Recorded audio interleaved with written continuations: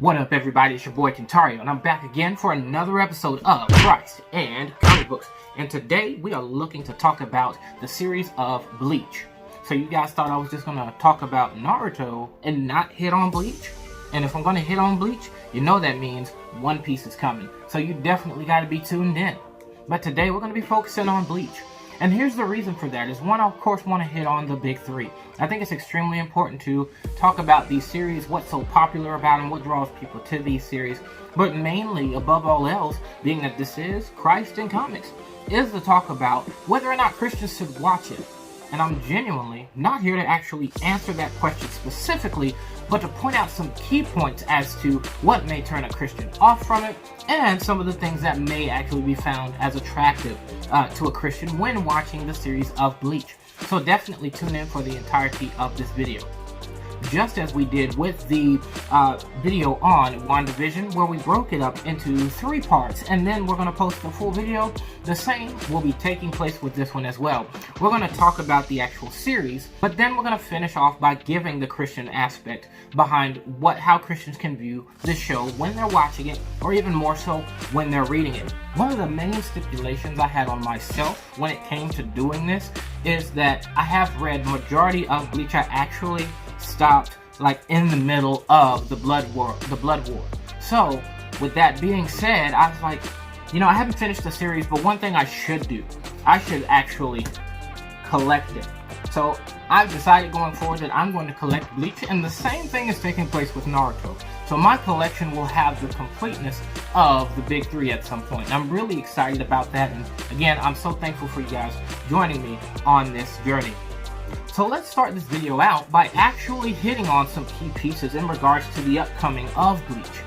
One of those things being is the creator himself, known as Tite Kubo. Some people say Tite, some people say Tite. What? You know how they do Japanese names. We always like to mess it up. So one of the things about him was he actually did a series before Bleach that actually did not end up popping off. One of the things I want to point out with this series being known as Zombie Powder, that series in the least didn't pop off in Japan. Because one of the things you'll find that Zombie Powder actually was pretty popular in America, at least during the time when it came to buying manga and seeing those sales go up. This was one of the series that was actually getting some attention, and it got a lot of attention to Tite Kubo. Now, one of the tricky parts about that is the series actually got canceled, so there's only like 4 volumes that were ever truly created for the series of Zombie Powder.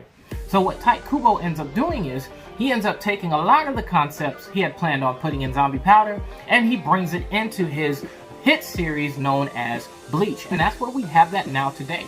Now, in some sense, we can see where Zombie Powder's popularity also came from Bleach being popular. It's like, hey, he created Bleach. Bleach is amazing. I wonder what else he did. He did this, but that didn't finish. Oh, man, I wish he could finish it.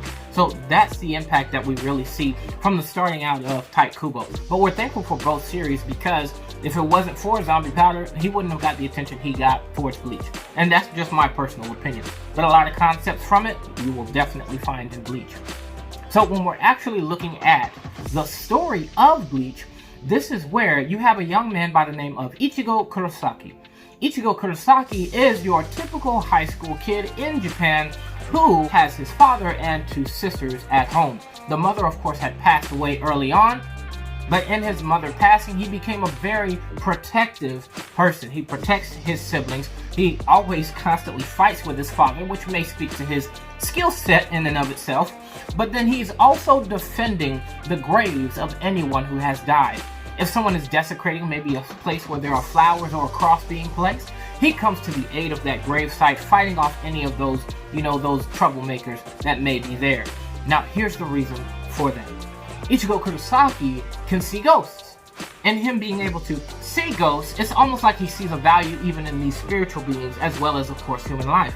So he goes to the defense of these spirits that he comes across to ensure that no one is being rude or disrespectful to them. Now, this does not say he has a high comprehension of the spiritual realm, but in the least he knows that he can see ghosts. The interesting thing about the way that Ichigo Kurosaki kind of carries himself is really seems like there's some homage here to Yu Yu Hakusho's Yusuke Urameshi. As he was one, of course, in his case, he was, of course, a school delinquent, constantly fighting people, ended up dying, and now he became aware of the spiritual realm and became a protector of said realm.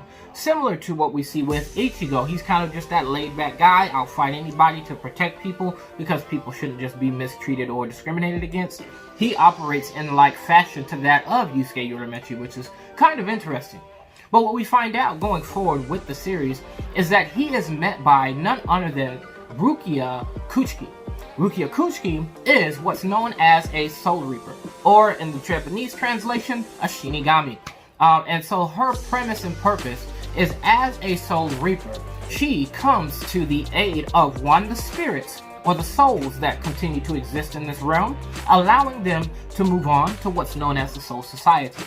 Or she is one that goes against this threat that now Ichigo's about to encounter, known as a Hollow. The souls are what that she identified as are good souls. And then we have, of course, the bad souls, which are the Hollows. There's a lot more depth to how that occurs, and we'll get into that later. But the premise here with Rukia is that Rukia is ensuring that, of course, souls are being protected and or vanquished as needed. So she comes to Ichigo's place because there's a soul there. And so she allows for this soul to move on to the Soul Society. But not only that, she finds out, one, that Ichigo can see her. Two, they are in this moment attacked by what is known as, of course, the Hollow. This Hollow is an unknown giant creature, grotesque in appearance, with a hole in his chest, hence the name Hollow. It's empty. Another way of looking at it as well is soul being lost. And so this Hollow, in coming to attack, Rukia couldn't understand, one, why she couldn't sense him, two, why it was attacking. But in the midst of the battle, we learn that it's sensing the spirit energy of Ichigo Kurosaki. So it's coming for him and his spiritual energy. His sisters are being attacked, his father has been attacked, and in this moment, Rukia is coming to his and his family's aid. But because of Ichigo's ignorance, as well as his determination to protect his family, he puts himself on the line, in turn leading to Rukia putting herself on the line. She gets injured and is knocked by the wayside. In this moment, it's a do-or-die decision. Ichigo is given this opportunity to become a Soul Reaper. Rukia basically tells him, if you allow me to pierce your heart with my sword, then you will become what's known as a substitute Soul Reaper by me sharing a portion of my spirit energy with you, because we need to either bring him down or we all die. So she allows for this piercing to take place at the risk of him dying in the process. He becomes what's known as a substitute Soul Reaper, him having a giant sword. In this series, these swords are known as zampakto, and he uses this zampakto to take down the Hollow that has come to attack him, his family, and Rukia Kuchiki. So what does this lead to? This results in Ichigo Kurosaki now becoming the protector of his town, known as Karakura Town, from Hollows and helping spirits move on. So in this venture to do this in his hometown, he of course discovers new friends, builds relationships with these people, exposing them to the spiritual realm, and of course protecting them in the process and taking down Hollows along his way. Even more so, you find that he ends up facing some childhood trauma that he had, which was the involvement of a Hollow in the death of his mother. So he even goes to face this childhood trauma, learn from that, and even grow even more and continue in this venture to protect his town from Hollows and allowing other souls to move on. So this is one of the main starting premises given with the series of Bleach. Now what this leads into, I just want to get into a couple of other details. So what ends up happening in this series is that the Soul Society, being that they have several more Soul Reapers here, one of which the leaders of this group called the Gotai 13, again there's that pronunciation issue, I think it's Gotai 13, but they discover what Rukia has done here in Karakura Town.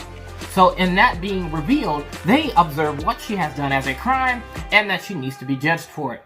So in the venture to make sure that she is held accountable for what has taken place, so they go and they send their Soul Reapers to go and retrieve her. One of those Soul Reapers being one of the 13 captains, Byakuya Kuchiki, who is in fact Rukia's adopted brother.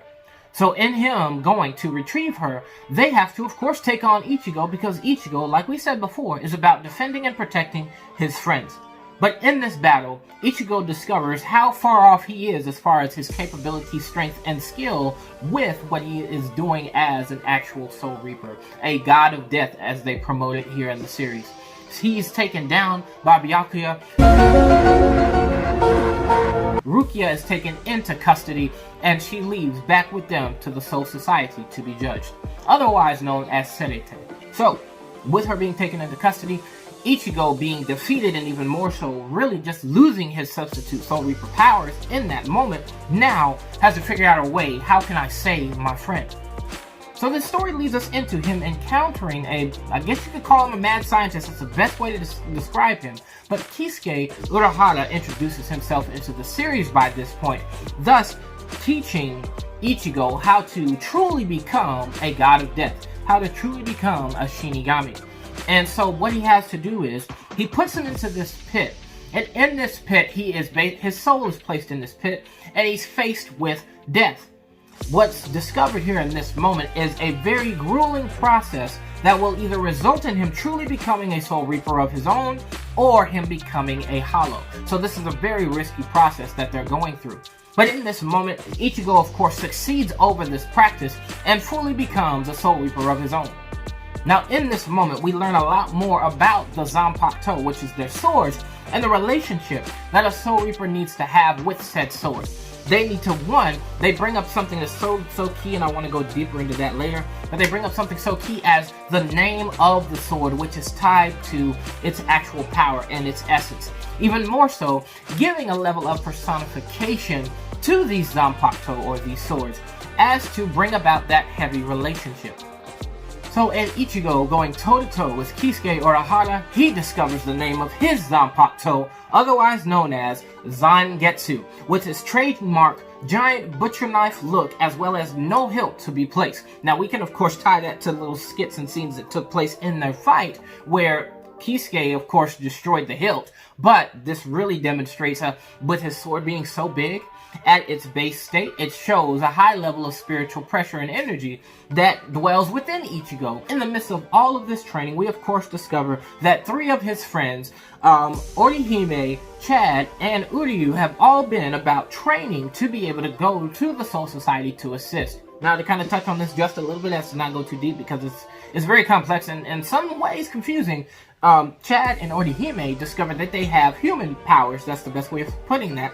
Humans are capable of tapping into their spiritual powers without actually being dead, so they tap into those powers. And then you have Uryu, who is tapping into his family and their lineage, as well as their abilities. They're what's known as Quincy, which we will hit on later in this video as well. But they get ready, as if after finishing their training, to enter into the Soul Society to go save their friend Rukia Kuchiki. What this simply leads into is them going into the Soul Society, learning the ways and how things function here, the purpose of the Soul Reapers here in the Soul Society, and understanding the Gotai 13 as well as their purpose. This leads to Ichigo and friends either going to battle with these other people or befriending them along the way. So this really develops a comprehension of what you could call the spiritual realm. In this battle, you discover that there's an underlying threat or evil that has been working in the shadows, leading to Ichigo becoming a Soul Reaper, leading to Rukia losing her power the way that she did, and leading to, of course, the betrayal that takes place in this moment. But you would actually have to read and watch the series to find out the truth. This is Bleach, guys. Make sure you hit that like button. If you want more of this type of content, hit that subscribe, because more is on the way, and I hope to see you all later. Peace.